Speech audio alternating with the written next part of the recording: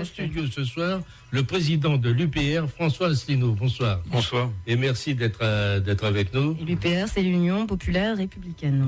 Voilà, on va expliquer. Vous aviez un candidat à l'île de la Réunion. Oui, on avait une liste à l'île de la Réunion qui a fait un score qui nous a déçus. Il a fait 0,48%. C'est pas beaucoup. Oui, c'est pas beaucoup. C'est moins qu'aux européennes. C'est le seul endroit où nous avons baissé en pourcentage. Mais en fait, on n'est pas les seuls parce que c'est une élection qui a été très particulière. Il y a eu une focalisation sur les enjeux régionaux. De telle sorte, par exemple, que le Front National, qui avait fait 12 et quelques % à l'île de la Réunion aux européennes, est tombé à 2,4%. C'est plutôt bien. Et oui, ça je ne m'en plains pas. Mais je le signale, c'est tout à fait à rebours et puis Debout la France de Monsieur Dupont-Aignan, qui était à 2,4 est tombé à 0,38. Nous ne sommes pas les derniers.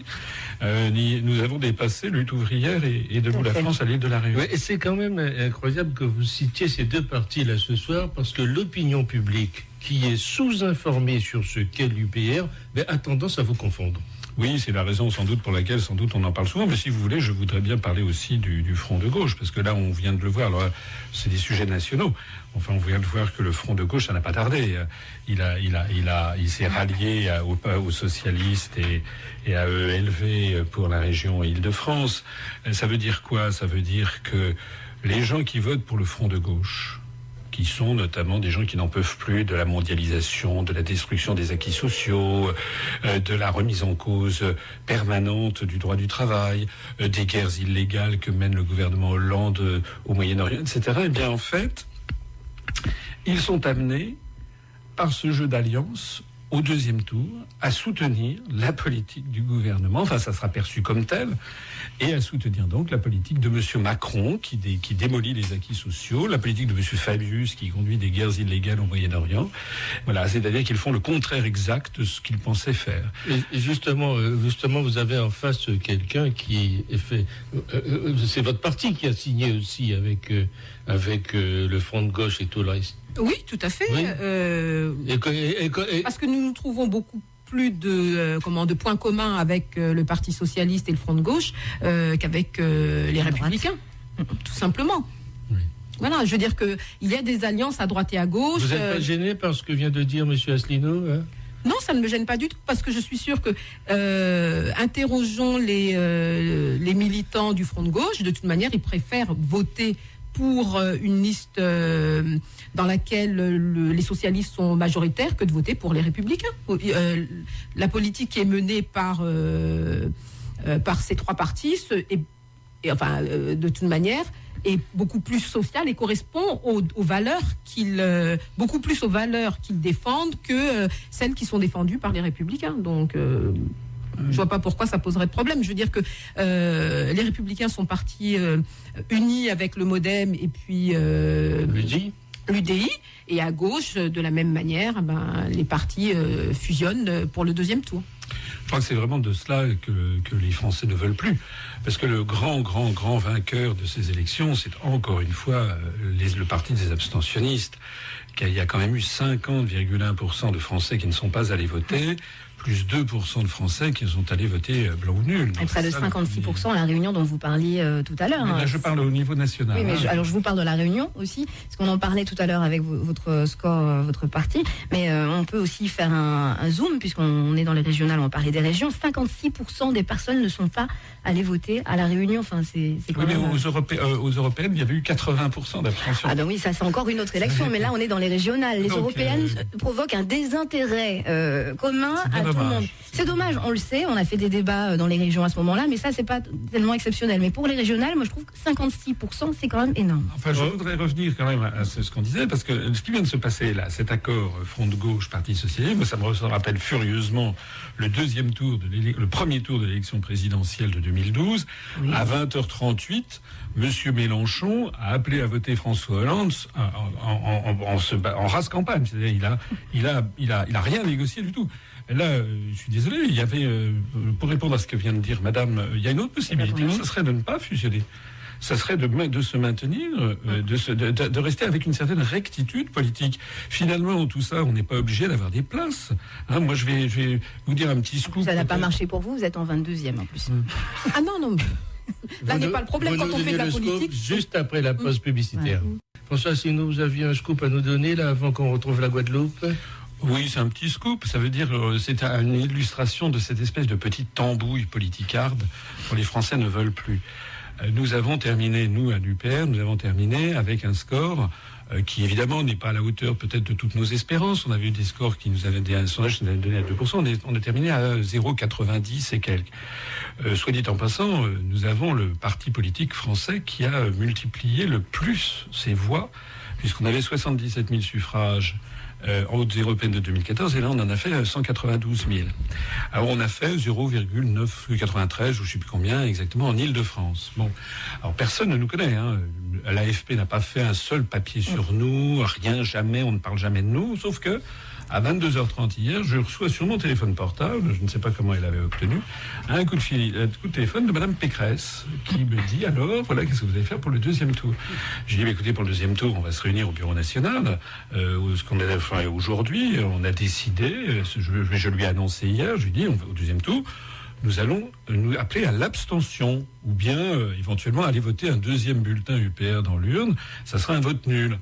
Et elle avait l'air absolument stupéfaite. Elle me dit, mais comment est-ce que vous pouvez faire ça? Et elle me dit, mais enfin quand même, entre Monsieur Barthelone et moi, vous pensez que c'est la même chose? Et je lui ai répondu, en fait, oui. Oui, c'est exactement la même chose. Ce sont des partis politiques qui sont... D'ailleurs, on le voit, le Premier ministre aujourd'hui même appelle dans 3 cas à voter pour les Républicains. Oui. Donc en fait, ce sont les mêmes syndicats de placement. Et puis je crois qu'il faudra dire aussi un petit mot du Front National, si vous me le permettez. On va le dire tout à l'heure, on retrouve la Guadeloupe. Allô? Oui, allô? Oui, bonsoir à tous. Bonsoir. Bonsoir. Donc en gros, d'une certaine façon, je vois aujourd'hui je t'aide. Oui, je t'aide.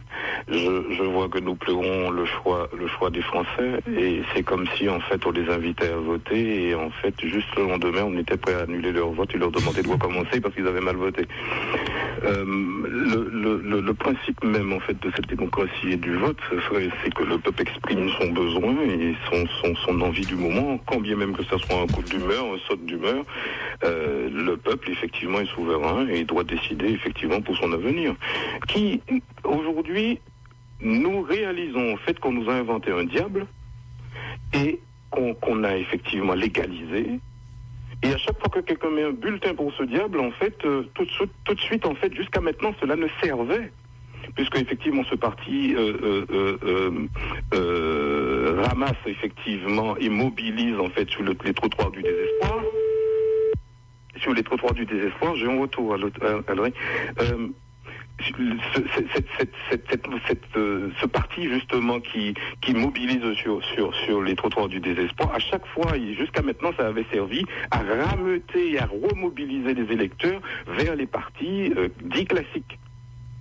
Mais c'est pas qui a validé, qui a légalisé cette formation politique. Alors on légalise quelque chose et on dit à tout le monde de ne pas voter pour elle, mais un beau jour ça finirait par arriver. J'ai une question pour Monsieur Asselineau qui est là et à qui je rends hommage. Je voudrais simplement lui demander son avis, parce qu'il fait la politique autrement. C'est quelqu'un que je suis de très près, parce qu'il m'a beaucoup enseigné, beaucoup appris, il m'a beaucoup ouvert les yeux effectivement sur les dessous des affaires politiques notamment. Et j'ai une question pour lui. J'aimerais avoir son avis en fait sur l'idée qui a germé là qui germe depuis quelque temps de rendre le vote obligatoire.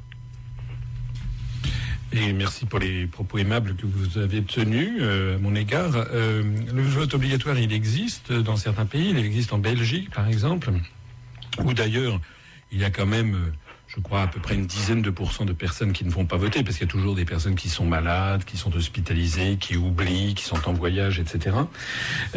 Moi, je ne suis pas favorable au vote obligatoire, ou alors, s'il fallait le vote obligatoire, il faudrait qu'il y ait une démocratie beaucoup plus large et que beaucoup plus de partis politiques puissent se présenter à armes égales. Mais actuellement, par exemple, il y a un déni de démocratie qui est phénoménal. On en sait quelque chose. La façon, par exemple, dont depuis des mois et des mois et des mois, tous les médias du pays font la promotion du Front National. Laisse pantois, si vous voulez. Voilà. Donc nous, on est... D'ailleurs, je vais vous raconter une petite anecdote qui est assez savoureuse. Il y a eu des élections en Biélorussie il y a quelques semaines avec le président de la République qui a été réélu. D'ailleurs, depuis, l'Union européenne a supprimé les sanctions. Mais l'OSCE, l'Organisation pour la sécurité et la coopération en Europe, et les États-Unis ont tiqué sur ces élections en faisant remarquer que les candidats à l'élection présidentielle n'avaient pas eu le même temps de parole. Alors ça, j'ai trouvé ça quand même assez extraordinaire, puisque je rappelle que, par exemple, nous, pour les élections qui viennent d'avoir lieu, sur tous les grands médias du pays, depuis des mois, et encore pendant les élections, nous avons eu exactement 0 heure, 0 minute et 0 seconde. On a eu droit à simplement, je parle des très grands médias, si on considère que iTélé est un très grand média, j'ai eu droit à 6 minutes 50 une fois. C'est pas mal. Pendant les élections, oui, à midi, une fois. Et puis j'ai eu droit à 4 minutes sur LCI. Point barre. Voilà, c'est tout. Rien sur toutes les grandes chaînes de télévision, sur TF1, sur France 2, sur France Inter, sur France Info, sur France Culture, sur RTL, sur RMC, sur Europe 1, etc. Voilà. Donc on a affaire en ce moment en France à une orchestration. Alors dans ces conditions, je trouve qu'il serait quand même un peu extraordinaire d'obliger les gens à aller voter pour des partis que par ailleurs on leur met sous le nez comme s'ils étaient obligés d'aller voter pour eux. Voilà. Et c'est en fait d'une certaine façon, et croyez-moi, en fait, ma prédiction, en fait, elle n'a rien d'extraordinaire. Ce sujet va revenir sur la table puisque ces gens commencent à avoir chaud aux fesses pour leur place. Et effectivement, ça serait une façon justement de chercher par tous les moyens à consolider les sièges. Alors en attendant, il y a une mesure en tout cas qui serait alors vraiment tout à fait nécessaire, s'il y avait le vote obligatoire, c'est qu'il devrait y avoir ce que nous proposons d'ailleurs dans notre programme, c'est-à-dire la reconnaissance du vote blanc de plein exercice. Mais bien sûr. C'est-à-dire que les gens auraient une échappatoire qui serait de voter blanc. Le vote blanc de plein exercice tel qu'il existe, je crois, en Uruguay ou notamment, c'est un vote qui est de telle sorte que si, au premier tour par exemple, le vote blanc arrive en premier, l'élection est annulée. Elle est reportée d'un délai qui est prévu par une loi organique, mettons de 3 mois, et tous les candidats qui se sont présentés ont interdiction de se représenter. Il faut donc avoir de nouveaux candidats. Ça, c'est le système du vote blanc de plein exercice que nous, sur lequel on est favorable. Ça permettrait ainsi aux électeurs forcés d'aller voter, d'avoir une espèce de vote de révocation à des candidats qu'on leur présente. Voilà, merci François Asselineau d'avoir apporté cette précision à Joted. On marque une pause de publicité. Bon retour parmi nous pour cette émission spéciale pour ce débrief finalement de premier tour de régional. On va parler de la Réunion avec ces résultats. La question qu'on peut se poser, c'est qui peut déchouquer, comme on dit à la Réunion, Didier Robert, le président sortant qui a l'air bien parti pour rester aux commandes de la région, si et seulement s'il n'y a pas d'alliance entre Huguette Bello de la gauche et Thierry Robert, le centriste. Mais les vrais gagnants, on en parlait tout à l'heure, eh bien, ce sont les abstentionnistes. 55,55% des votants ne se sont pas exprimés à la Réunion. C'est près d'un point de plus qu'en 2010 pour l'abstention. Alors, Didier Robert, on va le voir en détail, a réalisé un bon score, un très très bon score. 40,36% des voix dans le département d'Outre-mer le plus peuplé. Huguette Bello, qui a fait l'union de la gauche, dont une partie du PS local, réalise 23,80% des suffrages. Et puis, quant au centriste Thierry Robert, LPA Modem, il est à 20,32%. Derrière, il y a Patrick Le Breton, d'Hiver Gauche, qui est d'ailleurs socialiste, le maire de Saint-Joseph, mais qui n'a pas eu l'investiture officielle du PS et qui est donc d'Hiver Gauche, qui n'a recueilli que 7% des voix. Et puis, les 8 autres listes, y compris celle du Front National à 2,39, réalisent des scores anecdotiques. Il y a même des listes à 0%. On en parlait tout à l'heure avec François Asselineau et l'UPR. Alors, on a contacté sur place, à La Réunion, Geoffroy Géraud-Legros, qui est directeur de la publication du site d'information Cette-Lame-la-Mer. Il nous parle de l'ambiance particulière en ce jour d'après premier tour. Et surtout, il nous parle d'une campagne qui a flirté avec le clientélisme qui pourrait expliquer le score assez hallucinant de la droite à La Réunion. Écoutez, Geoffroy Géraud-Legros. Il n'y a pas vraiment de réaction publique visible. Il y a un certain étonnement, non pas du fait que le sortant Didier Robert soit en tête, mais de l'ampleur de son score, et qui a effectivement surpris tout le monde, puisque les sondages le donnaient en tête, certes, mais le donnaient talonné par sa rivale directe Huguette Bello, qui elle-même était citée pas très loin de Thierry Robert, donc qui est le candidat centriste. 19 points d'écart, ça a été effectivement un coup de tonnerre qui change beaucoup de choses. reste l'union donc de la gauche et du centre-gauche, c'est un centre très à gauche, la Réunion, qui à lui seul recueille 50% des voix. Donc si cette alliance se faisait, effectivement, la gauche aurait 50% des voix et pourrait rêver de retourner la situation en sa faveur. Ça s'est déjà vu en 1986, c'est quand même rarissime. Alors Geoffroy, quand même, ce qui se passe, c'est assez hallucinant parce qu'on a des gens comme Thierry Robert et Huguette Bello qui ne sont pas franchement les meilleurs amis du monde, qui vont devoir finalement s'entendre ou laisser tomber la partie. Est-ce que c'est bien ça la situation ? Tout à fait. Si vous voulez, il y a eu un épisode particulier avant la campagne officielle qui est lié à la route du littoral. Ces deux élus-là se sont retrouvés côte à côte. Donc si vous voulez, depuis, il y a eu une certaine pacification des relations entre eux, sans aller bien sûr jusqu'à l'amour fou, bien entendu. Bon. Et hier, effectivement, second coup de tonnerre, Thierry Robert a demandé à Huguette Bello de se ranger derrière lui, alors qu'elle est devant lui. Donc, elle a 3 points d'avance sur lui a 20%, elle 23%. L'usage républicain voudrait que ce soit elle qui prenne la tête de la liste, et voilà. Mais il semble que les choses soient à nouveau en train de bouger là. Sous toute réserve, ce que je dis. Les négociations sont en cours, elles vont bon train. Il serait question que Thierry Robert intègre des gens de sa liste à la liste de Huguette Bello sans y être présent lui-même. Ce serait un peu un jugement de Salomon vis-à-vis de ses déclarations précédentes, parce qu'il avait dit à la fois qu'il voulait être président de région ou rien, et qu'il serait dirigeant de la liste ou rien. Donc, effectivement, il mettrait des gens à lui, mais lui ne serait pas sur la liste. Il ne serait pas président de région, il serait rien. Mais est-ce que tout ça, c'est pas très drôle finalement ? C'est complètement ubuesque ce qui se passe, on a l'impression. Alors, c'est ubuesque, cela dit, c'est pas la première fois qu'on se retrouve dans des situations pareilles. Ce serait drôle, effectivement, s'il n'y avait pas de pareils enjeux. C'est-à-dire que on est dans une mandature qui voit la région devenir gestionnaire direct des fonds européens, des fonds qui sont extrêmement considérables, où l'enjeu, c'est de sa fameuse nouvelle route du littoral qui a été brocardée, comme vous le savez, par la presse française pour son coût. Et donc, si vous voulez, il y a un gros enjeu. Vous dites, à mon sens, il n'y a pas de quoi aller à l'encontre de la désaffection du politique qu'on a vu au cours de ce scrutin-là, parce que tout ça donne un spectacle même assez, j'allais dire pathétique, mais écoutez, on va rester là-dessus. Les choses se jouent ailleurs. La structure du vote réunionnais est redevenue extrêmement clientéliste. Ceux qui tiennent les mairies ont le pouvoir, si vous voulez, de faire voter, et la droite tient les grandes mairies. Alors vous dites qu'il y a eu du clientélisme pendant cette campagne ? Oui, on a tout le temps. Il n'y a rien de diffamateur dans ce que je dis. Vous allez sur des sites internet tout à fait légaux, comme celui du centre de gestion, et vous voyez les déclarations de vacances d'emploi des collectivités qui explosent avant chaque scrutin. C'est un classique, quoi. Tous les hommes politiques sont égaux devant cette pratique-là. Je veux dire, il y a pas... Là, ça va. Là, on y va un peu fort quand même, si vous voulez, parce qu'il y a des... La région a beaucoup d'emplois verts qui sont des contrats précaires qui permettent de promettre. On a vu une vice-présidente de la région faire un meeting d'emplois verts, ce qui est quand même par contre un peu limite. Mais écoutez, visiblement, ça ne dérange personne. Donc bon, la dimension ubuesque dont vous parliez, elle est aussi là-dedans. On a une forte régression clientéliste. Forte régression clientéliste, on fait des propos quand même qui sont importants de Geoffroy Géraud-Legros du site d'information Cette Lame la Mer, qui est spécialisé dans l'information océan Indien. Et puis justement, on voulait vous faire réagir sur ça. Comment est-ce que vous réagissez à ces propos de Geoffroy Géraud-Legros, vous en tant qu'élu?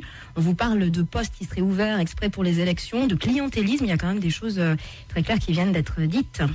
C'est vrai que moi je suis choquée par les propos que je viens d'entendre. Oui, mais tout le monde le sait à La Réunion, ça. Oui, alors c'est vrai. Alors, ce monsieur disait finalement tous les partis sont égaux puisque tous pratiquent le clientélisme. Apparemment non, puisque en fait ce clientélisme, à La Réunion. Oui, à La Réunion, ce clientélisme dépend des mairies. Comme un grand nombre de mairies sont à droite, donc c'est quand même un système qui favorise la droite. Maintenant, je ne pense pas qu'une telle situation aurait pu être possible en métropole, donc je comprends pas que ça puisse paraître normal aux Réunionnais. Oui, mais c'est le cas, souvent. Tout le monde le sait. C'est vrai qu'il y a eu même une vice-présidente qui a fait une réunion pour les emplois verts. On sait que ce sont des emplois précaires, donc des gens qui sont fragiles et à qui on peut dire voter, c'est déjà arrivé. Oui, mais le dénoncer, c'est pas suffisant. Après, il va falloir, je pense qu'il faut aller plus loin et mettre en place un système pour mettre fin à ce genre de dérive. Mais il le rappelait, ce n'est pas que la droite. Hein. Ainsi va la politique outre-mer. Vous avez un mot à dire là-dessus? Déjà, vous êtes victime, vous de... Oui, écoutez, nous, donc, comme je le disais tout à l'heure, on n'a pas fait zéro, on a fait 0,48%, ce qui fait qu'on a à peu près maintenu le nombre de nos voix qu'on avait obtenues aux européennes. Et effectivement, comme l'avait dit tout à l'heure un auditeur précédent, nous, on fait de la politique autrement, c'est-à-dire on a fait de la politique proprement, pour être précis. Nous, on s'adresse à l'intelligence des électeurs et on leur met les vrais sujets sur la table. Et d'autres s'adressent à quoi? Les autres, vous l'avez dit, c'est le clientèle. Non, il faut dire, évidemment, il y a un taux de chômage très important à l'île de la Réunion. 40%. Voilà, 40%. Donc, les mœurs locales, c'est du clientélisme. Mais vous savez, il n'y a pas que dans les départements. Ah, mais vous dites ça très naturellement. Les mœurs locales, c'est le clientélisme. Écoutez, je vais vous raconter une autre anecdote, si vous me le permettez. Mais vous le savez, ça. Juste après, le temporaire, il est exactement 22h sur Tropique FM. Bon, très bien. Moi, c'est la première fois que j'appelle sur une radio. Je suis actuellement domicilié en Outre-mer. Et il y a une chose que j'ai entendue tout à l'heure sur votre antenne qui m'a fait bondir, mais de façon positive. Pour la première fois, alors je ne connais pas ce monsieur, Asselineau, c'est ça? François Asselineau de l'UPR. Oui, président de l'UPR. Voilà. Qui a dit quelque chose, je pense, qui n'a pas été relevé de façon suffisante, parce qu'il a très bien résumé, à mon sens, ce que beaucoup de Français pensent. Et tient aujourd'hui au taux absolument phénoménal d'abstention que l'on observe dans chacune des élections. C'est que les Français, dans leur grande majorité, puisque le premier parti de France aujourd'hui est celui de l'abstention, c'est le ras-le-bol qu'ont les Français, qu'ils soient métropolitains ou ultramarins, de ne plus être représentés. On a affaire à des gens qui ne pensent qu'à leur carrière, qui ont fait de la politique leur métier, ce qui est quand même un comble. Pour moi, c'est aberrant de constater que des gens aujourd'hui, comme avant, mais surtout aujourd'hui, font carrière dans la politique, alors que ça ne devrait pas être un métier, mais une mission, une vocation, mais temporaire. Et aujourd'hui, les Français ne sont plus représentés. Ils ne pensent qu'à leur carrière, ces gens-là. Et effectivement, je me suis rappelé, quand je l'ai entendu, donc votre interlocuteur tout à l'heure, il parlait du vote blanc. Et je me suis souvenu de ce qu'avait dit un député d'Europe Écologie Les Verts il y a quelques mois de ça, qui voulait sanctionner par des amendes ceux qui ne votaient pas aux différentes élections. Eh bien moi, je dis chiche, sanctionnons ceux qui ne votent pas. Mais à ce moment-là, on va jusqu'au bout du raisonnement. C'est-à-dire que ceux qui ne votent pas, seront sanctionnés par des amendes, mais en contrepartie, le vote blanc sera réellement pris en compte. C'est-à-dire que ceux qui se présentent aux élections, et dès lors qu'il y a plus de 50% d'abstention de vote blanc, en l'occurrence de vote blanc, ce sera fini pour eux. Moi, c'était la seule chose que je voulais dire. Vous nous appelez d'où, monsieur? J'ai entendu tout à l'heure ce que ce monsieur a dit, et franchement, pour la première fois, je me suis dit, merde, il y a quelqu'un qui pense comme moi. Merci beaucoup, monsieur.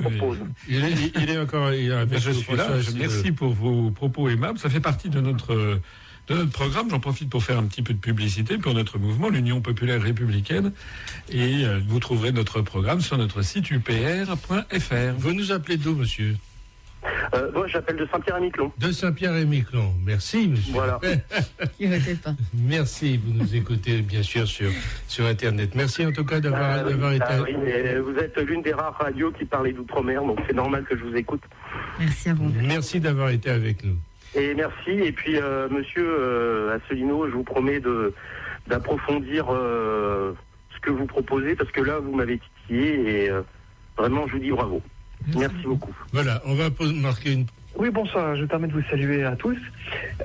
Moi, donc j'ai une petite remarque et une question. La remarque, c'est que moi, j'ai suivi quand même d'assez près les régionales.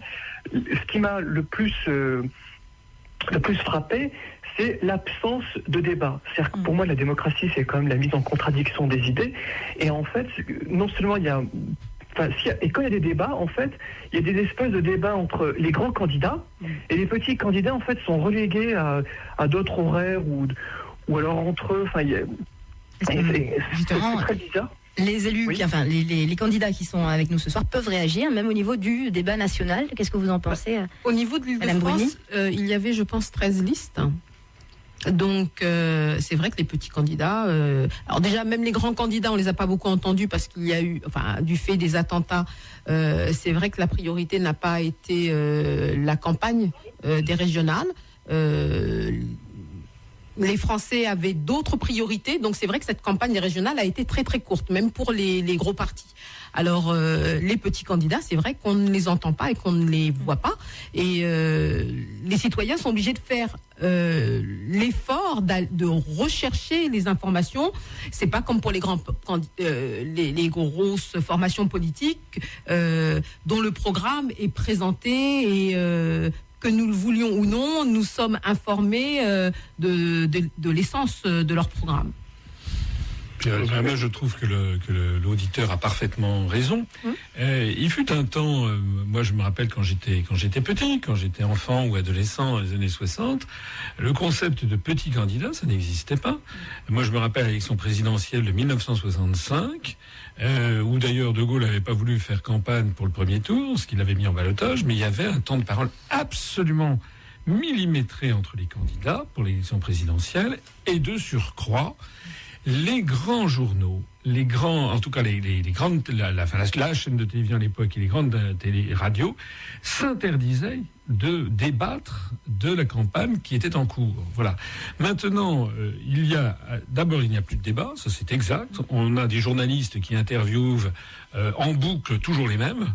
Moi, je signale par exemple que M. Bourdin ne m'a pas du tout invité pour cette campagne. En revanche, il a invité à 2 reprises ce titan de la pensée, et qui est Madame Morano. Il l'a invité au cours des 2 derniers mois, 2 fois 20 minutes, ça fait 40 minutes. Vous savez, celle qui a dit que la France était un pays de race blanche. Madame Morano a eu droit à 40 minutes, n'est-ce pas? Je parle même pas du Front National qui a table ouverte, qui a les clés du studio de Radio Monte-Carlo et de toutes les grandes télévisions et les grandes radios. Voilà. Et d'ailleurs, quand il y a des débats, moi j'avais des débats, figurez-vous, qui avaient été prévus alors dans des petites radios. Moi, je suis un petit candidat des petites radios, donc j'étais invité, par exemple, à une radio qui s'appelait Radio Sensation. La sensation, c'est que M. Valrand de Saint-Just, le candidat du Front National, dont je rappelle d'ailleurs qu'il est mis en examen, je ne sais plus si c'est pour escroquerie ou pour corruption, enfin peu importe, parce que le numéro 3 aussi. M. Valrand de Saint-Just, a fait défaut, et M. Dupont-Craignant également. On avait un autre débat qui devait avoir lieu avec Banlieue Plus. Madame Pécresse et Monsieur Dupont-Craignant ne sont pas venus non plus. Et puis, etc., etc. C'est-à-dire qu'il n'y a plus de débat, en effet. On n'a absolument plus de débat en France. On a, dans le meilleur des cas, 3-4 grands partis qui sont invités constamment dans les grands médias, et puis les autres, eh bien, il n'y a rien à voir. Voilà, c'est affligeant. Alors, comme en plus de ça, moi j'ai vu, on voit ce qui se passe sur le terrain. Les gens, par exemple, nous, notre mouvement politique, je vais en parler un tout petit peu. On a fait 1% des suffrages, 0,90 et quelques % des suffrages, avec une multiplication par 2,6 de nos voix. Alors il y a des gens, bien entendu, qui peuvent dire c'est pas beaucoup, 1% des voix, c'est pas beaucoup. Oui, mais qui nous connaît? Qui nous connaît? Il y a 98% des Français qui ne nous connaissent pas. Donc faire 1%, s'il y a 2% des gens qui nous connaissent, c'est énorme. Tandis que qui ne connaît pas Madame Le Pen? Il faudrait vraiment avoir une maladie d'Alzheimer en fin de course pour ne pas connaître Madame Le Pen. Elle passe 24 heures sur 24, 365 jours par an sur toutes les télévisions, toutes les radios, tous les journaux, tous les magazines. Voilà. Et bien c'est ça le problème, c'est qu'on a en fait comment dirais-je, des gens qui dirigent les médias, qui ont décidé de faire passer certains responsables politiques au détriment d'autres.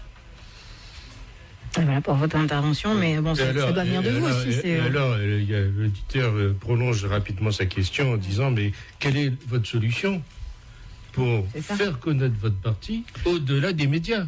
Ah ben ça c'est tout le problème, il est là, c'est que nous on a un énorme taux d'approbation lorsque les gens nous connaissent.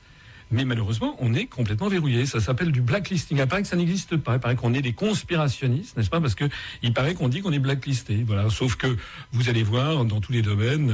D'ailleurs, il y a eu un truc qui est absolument scandaleux, c'est que le vendredi et le samedi, on a eu, comme par miracle, 2 ou 3 articles absolument dégueulasses, totalement diffamatoires, qui ont été balancés sur des officines comme Street Press, d'ailleurs. J'invite les auditeurs à aller se renseigner sur qui est derrière Street Press, n'est-ce pas, qui finance. Et puis, ça a été repris par le journal Libération le jour même des élections. Voilà comment ça se passe. Donc, je suis d'accord avec ce que disait tout à l'heure l'élu précédent de la Martinique, qui disait, en fait, la démocratie, elle est sacrément en péril.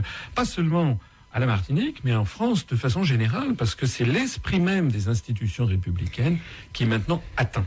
Vous êtes d'accord sur ça? Oui, je suis d'accord. Oui. Là, je suis complètement d'accord avec M. Asselineau. En même temps, on ne peut pas non plus accuser les médias, parce que la campagne, elle ne se passe pas vraiment à la télé, vous le savez très bien, ça se passe sur le terrain, ça se passe sur les marchés, ça se passe dans les conférences, ça se passe comme ça. Non, je ne suis pas tout à fait d'accord avec vous, parce que, d'ailleurs, le CSA, par exemple, lorsqu'il fait les comptes, les calculs, il calcule uniquement, par exemple, le temps de parole de Mme Le Pen sur l'élection. Donc, ça donne des résultats qui sont burlesques, parce qu'en fait, Madame Le Pen, mais ça a été vrai aussi, par exemple, de Monsieur Barthelone, ou qui était pas seulement candidat en Île-de-France, mais il était également président de l'Assemblée nationale. On l'a vu passer en boucle après les attentats en tant que président de l'Assemblée nationale. Mais ça, c'était pas comptabilisé dans les. Mais parce qu'ils ont d'autres responsabilités. À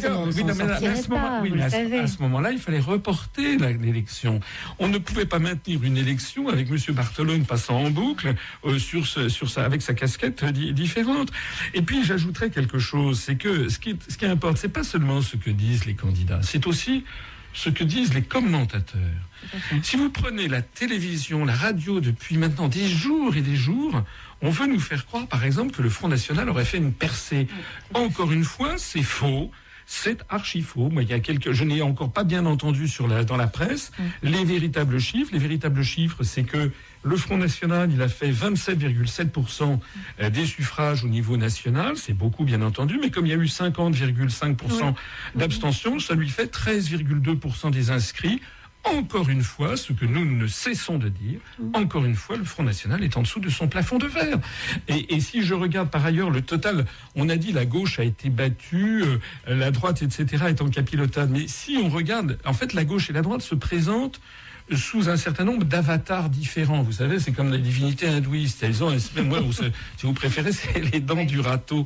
Eh bien, si on additionne les dents du râteau de la gauche, on s'aperçoit que ça fait 36% des suffrages, et les dents du râteau de la droite, ça fait 32% des suffrages. Donc le Front National, il est à 27,7%. C'est un score bien. C'est quand même énorme aussi. Oui, mais non. Parce que je vous dis, ça fait 13,2% des inscrits. Il a déjà fait ce genre d'étiage. Ça n'est pas, si vous voulez, le plus. Je suis entièrement d'accord avec vous. Sur la percée, c'est le plus extraordinaire, c'est qu'il a déjà fait. Alors ça veut dire quoi? Ça veut dire que on a l'impression qu'on parlerait de Madame Le Pen sur toutes les radios, on n'en est pas loin d'ailleurs, toutes les télévisions, 24 heures sur 24, que le Front National ne pourrait plus grimper. C'est ça qui est fou, si vous voulez, c'est qu'il y a vraiment une espèce, le gain marginal, il faudrait, je ne sais pas, pour qu'elle ait quelques milliers de voix supplémentaires, il faudrait, je sais pas, le rendre le vote pour Le Pen obligatoire. D'ailleurs, le traitement, l'angle journalistique préféré, c'était la montée du FN. Pour les régionales, c'était que ça. Il n'y avait rien d'autre. Absolument. Mais pas seulement pour les régionales, même pour les départementales, c'était pareil. Donc la question qui se pose, si vous voulez, c'est que les gens qui tiennent tous les médias, il y a des gens qui tiennent les médias, c'est pas des créatures. Les gens qui tiennent les médias, ils le veulent. Ils veulent ça. Ils veulent créer ça. C'est ça la vraie question qu'il faut se poser. Parce que nous, on en sait un rayon. Si on ne veut pas qu'un mouvement décolle, on fait tout pour l'ignorer, pour faire comme s'il n'existait pas. Est-ce que vous vous rendez compte que depuis 8 ans et demi qu'existe notre mouvement politique, nous n'avons pas eu une seule dépêche AFP sur l'UPR, pas un seul article du Monde, du Figaro, de Match, des Échos, du Point, du Nouvel Observateur, etc. sur l'UPR. C'est quand même fascinant. Il y a un ostracisme à l'évidence. Alors, une minute de conclusion. Oui. J'ai envie de dire que politique rime parfois aussi avec éthique.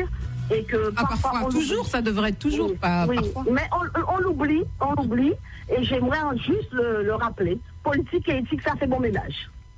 Voilà. Ah ben c'est très bien. On se demande ce que madame fait au Parti Socialiste. Parce qu'alors là, j'en suis les bras ballants. Quelqu'un qui se fait élire en disant mon adversaire c'est la finance et qui après nomme monsieur Macron à la tête du ministère des Finances et qui est prétendument socialiste et qui détruit tous les acquis sociaux des parents, des grands-parents, des arrière-grands-parants, c'est quand même un peu fort du café. Monsieur Macron n'est pas socialiste, c'est un homme d'ouverture. Mais qu'est-ce qu'il fait au gouvernement? Non, mais je vais vous dire, on essaie de nous bassiner, de nous dire encore... Mais attendez, est-ce que les gens qui ont voté pour M. Hollande pensaient qu'ils allaient avoir ça comme ministre des Finances? Est-ce qu'ils pensaient également que le gouvernement allait faire des guerres illégales au Moyen-Orient? Les gens aimeraient avoir ça comme ministre. On nous dit que la politique, lorsqu'on compose au gouvernement, il faut penser à toutes les composantes. Et je ne pense pas que le choix de prendre telle personne de la société civile, on peut être pointé du doigt pour ça. D'ailleurs, c'est ce qu'on devrait faire davantage. Dans un gouvernement qui a beaucoup plus d'éléments de la société civile que des politiques pures. Ça va aider mieux les choses, je pense. Le mot de la fin, Tiens Babouni. J'espère que la gauche emportera, en tous les cas, l'élection en Île-de-France. Et vous espérez et j'espère que le sur la liste. Je suis sur la liste. Je suis sur la liste. Je ne suis pas en position éligible, mais je suis sur la liste. Et j'espère également que le FN sera à la tête d'un nombre vraiment limité de régions. Je préfère même aucune région. Voilà, aucune région. Le mot de la fin, je dirais que nous, l'UPR, on est le parti anti-tambouille, anti-tambouille politicienne. Ça ne nous concerne pas. Nous, ce que l'on a fait au cours de la campagne, c'est d'essayer d'élever le débat en attirant l'attention des électeurs sur l'extrême gravité de ce qui se passe. C'est que derrière ces élections régionales, il y avait un véritable enjeu, c'est le renouvellement, c'est la modification des régions, de la taille des régions, les fusions qui ont été décidées dans le dos des Français, un certain nombre de régions qui sont transformées en collectivités territoriales uniques, etc. Les Français ne comprennent pas ce qui se passe.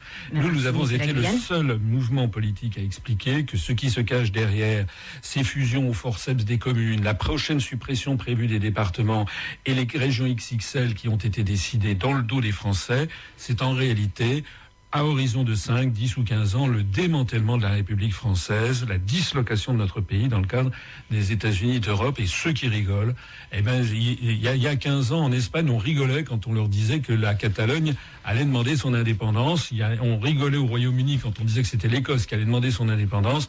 On rigolait en Belgique quand on disait que c'était la fin. Maintenant, c'est là. Si les Français ne se ressaisissent pas, nous allons directement vers la destruction d'un pays qui a 1500 ans d'âge. Et pour le plus grand profit de qui? Devinez. Merci à tous d'avoir été avec nous. Merci à tous ceux qui ont participé à cette émission. On vous donne rendez-vous demain soir et ce sera un grand classique. Laisse parler les gens. Classique. Bonne soirée à tous.